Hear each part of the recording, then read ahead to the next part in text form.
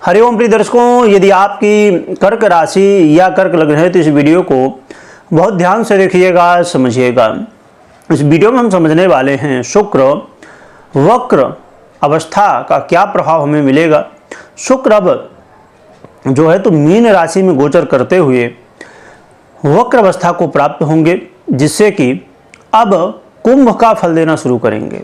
ये 3 मार्च को सुबह 6:06 में वक्र अवस्था में आएंगे, परंतु इसमें कई सारी गृहस्थितियाँ हैं जिन्हें हम सबसे पहले समझेंगे, फिर क्या उपाय करने हैं और फिर क्या हमें फल मिलेगा और फिर क्या उपाय करने ये भी समझेंगे। प्रिय दर्शकों, एक बात हमेशा ध्यान में रखिए कि यदि आप जल्दबाजी में हैं और कोई भी राशि फल देखते हैं, वीडियो देखते हैं, तो इसमें क्या होता है, कहीं ना कहीं कन्फ्यूजन होता है, समय आपका जाता है पर कोई चीज़ें क्लियर नहीं हो पाती। इसलिए हमेशा मैं कहूँगा कि बहुत सारी वीडियो मत देखिए, ऐसी वीडियो जिससे आपको लगे कि हाँ समझ में आएगा, तो एक चैनल से जुड़ जाइए, कोई भी चैनल आपको अच्छा लगे और उसकी वीडियो देखिए, अपनी राशि फल की वीडियो देखिए। इसीलिए मेरी कोशिश होती है कि अलग अलग राशियों के लिए अलग अलग वीडियो प्राप्त हो। चलिए हम चर्चा करते हैं सबसे पहले गृहस्थिति की। तो देखा जाए तो शुक्र महाराज आपके आय भाव और आपके सुख भाव के अधिपति हैं और वर्तमान में गोचर की स्थिति के अनुसार ये आपके अष्टम भाव में फल देंगे, यानी कि कुंभ का फल देंगे। तो अष्टम भाव का फल देंगे, परंतु शुक्र महाराज का परिवर्तन जब होगा तो उससे पहले ही शनि और सूर्य दोनों विराजमान हैं, जिससे कि सुंदर भार्या योग और वैभव योग का निर्माण हो जाएगा। वैभव योग के नाम से ही समझ पा रहे होंगे, यानी कि धन।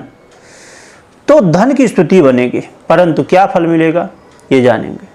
पर उससे पहले ये जान लीजिए कि 14 मार्च 2025 को ग्रहों के राजा सूर्य का परिवर्तन हो जाएगा, जिससे वैभव योग जो बना हुआ है ये पूर्ण हो जाएगा। और 29 मार्च 2025 से शनि देव भी अपना राशि परिवर्तन करके और ये जो सुंदर भार्या योग बना है ये योग भी पूर्ण हो जाएगा। फिर रहेंगे शुक्र महाराज, तो ये क्या फल देंगे आगे ये हम फिर जानेंगे। तो देखा जाए तो शुक्र का ये गोचर काल कहीं ना कहीं आपके जीवन में अचानक धन लाभ कराने वाला और अचानक कई सारी स्थितियों की आप देखेंगे कि आप कुछ कर रहे थे पर उसमें कुछ बदलाव नहीं हो रहा था, पर इस समय अचानक कोई ना कोई बदलाव हुआ है। किसी न किसी काम को लेके चिंताएं जो थी तो हो सकता है कि वो दूर हो जाए और आपके जीवन में कहीं ना कहीं पॉजिटिव स्थिति बने। परंतु यहाँ पर इस बात का ध्यान रखिए कि ये आपके सुखेश हैं और आयस हैं और अतिरिक्त भाव में आए हुए हैं, तो इसमें कई बार अचानक धन लाभ तो होगा, परंतु कई बार अचानक धन हानि होने की भी स्थिति बनेगी। और यहाँ पर आप जानते ही हैं कि शनिदेव भी हैं जो कि संघर्ष की स्थिति यहाँ पर दिखाते हैं, क्योंकि ये अष्टम भाव संघर्ष का भाव है और शनिदेव भी संघर्ष की स्थिति को देते हैं।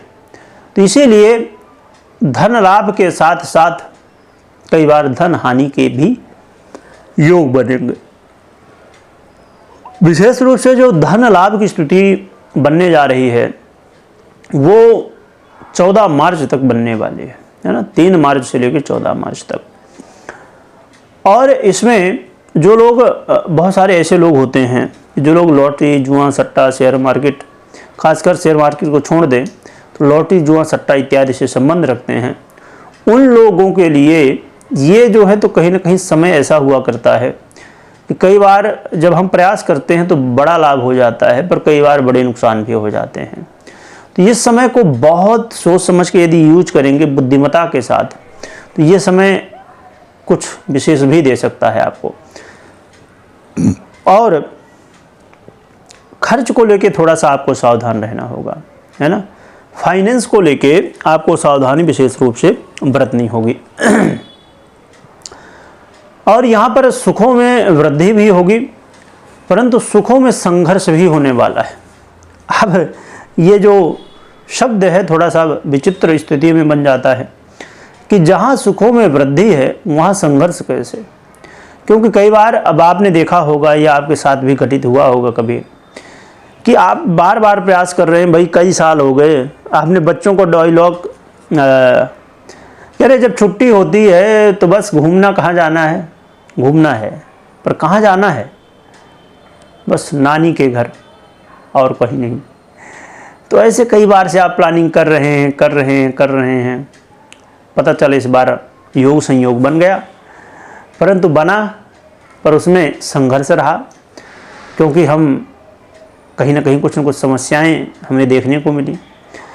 तो इसी तरह की स्थितियां बनती हैं ऐसे में कि सुखों में वृद्धि तो हो रही है पर संघर्ष के साथ में। पर अच्छी बात है कि सुखों में वृद्धि हो रही है तो स्वाभाविक सी बात है कि थोड़ा बहुत ऊपर नीचे होता ही है। यहाँ पर एक चीज़ और भी है कि यदि ज़मीन हो गई, फ्लैट हो गए, या लग्जरी गाड़ी, वाहन या कुछ भी ऐसी लग्जरी की चीज़ें, यदि इनसे आपका लगाव होता है तो इस समय अचानक मौका मिलेगा कि इसका जो है तो जो भी आपको लग्जरी से संबंध रखते हैं तो उससे संबंधित लाभ अचानक देखने को मिलेगा। परंतु इसके लिए आपको तैयार रहना होगा, क्योंकि देखिए वो वाली स्थिति है ना कि भैया जब प्यास लगे तब कुआं खोदोगे तो फिर कैसे। तो इसी तरह है कि जब प्यास लगेगी तो आप प्रयास करोगे तो फिर कैसे हो पाएगा।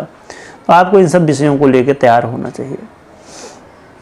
इसके अलावा आपके जीवन में यदि घर परिवार में प्रेम की कमी कहीं न कहीं लग रही थी कि भैया लोग रह तो रहे हैं पर वो प्रेम जैसे पहले था, प्रेम आपस में पहले एक लगाव था, जुड़ाव था, वो दिख नहीं रहा है। तो ऐसी स्थिति में ये समय है, बहुत अच्छा मौका है जिसमें आप प्रयास कर सकते हैं। चाहे आपके दाम्पत्य जीवन को लेके हो, और ये दाम्पत्य जीवन में भी बड़ा प्रभावी होगा कि दाम्पत्य जीवन को लेके यदि चिंताएं हैं तो कहीं ना कहीं इसमें सहयोग मिलेगा, और सहयोग वैसा जो कि कहीं ना कहीं आपके लिए लाभदायक हो। तो शुक्र का ये गोचर काल बैंक बैलेंस में वृद्धि भी करने वाला है, और वहीं कई बार इसका जो है तो आप सही लाभ लें तो बहुत अच्छी बात है, नहीं तो कई बार ऐसी स्थिति में सही लाभ मिलने की जगह समस्याएं होती हैं। तो यदि आप मोटे मोटे रूप में यदि समझें इसे तो ये समझ में आ रहा कहीं ना कहीं कि शुक्र का गोचर काल 50-50 की स्थिति है, यानी कि कहीं ना कहीं कुछ लाभ मिल रहा है तो कहीं ना कहीं नुकसान भी हो रहा है।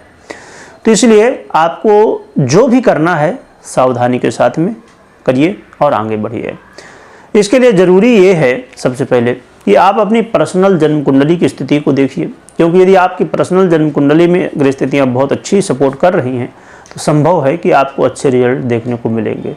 यदि नहीं कर रही हैं तो संभव है कि समस्याएं देखने को मिलेंगी। इसलिए पहले अपनी तो कुंडली विश्लेषण करिए या तो करवाइए। यदि आप खुद चाहते हैं कि कर लें अपनी या अपने घर परिवार की, जैसे आप राशिफल देखते हैं तो भैया सही है कि नहीं है हमारे हिसाब से, कुंडली के हिसाब से, तो इसके लिए ज्योतिष सीखने की आवश्यकता है। तो आप लोगों के लिए हमने एक चैनल बनाया है चिंतामणि ज्योतिष ज्ञान, जो कि YouTube में अवेलेबल है, आप जुड़ सकते हैं और ज्योतिष सीख सकते हैं। रही बात उपाय की, तो उपाय के लिए बहुत सरल साधन है, भगवान विष्णु और माता लक्ष्मी की आराधना। ये करिए, इससे भगवान की कृपा प्राप्त होगी और आपके काम बनेंगे। कमेंट में जय लक्ष्मी नारायण भगवान लिखिएगा, लिखने के साथ खूब स्मरण करिएगा। वीडियो देखने के लिए बहुत बहुत धन्यवाद।